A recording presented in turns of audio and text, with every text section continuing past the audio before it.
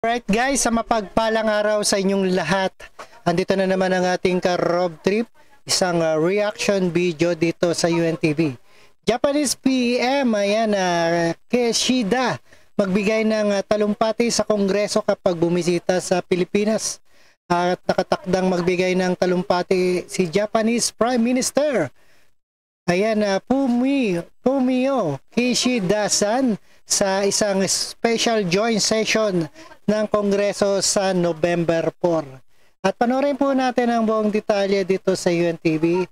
No other further ado, let's do this guys and watch.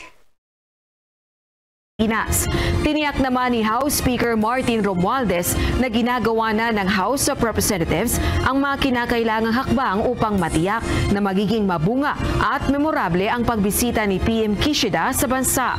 Umaasa naman si Speaker Romualdez na sa pamamagitan ng talakayan sa pagitan ng dalawang bansa, magkakaroon ng mga panibagong pathways para sa collaboration at opportunities para sa lahat ng mga Pilipino sa bansa o sa Japan man.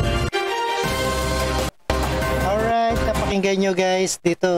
Ayan, sa pagdalaw ni Japanese Prime Minister Kishida-san, magbibigay ng talumpati sa Kongreso. Ayan, panasubaybayan po natin yan. And maraming salamat sa panonood at pakikinig dito kay ka-road trip. And see you again sa ating sunod na reaction video, and peace out. Thank you guys.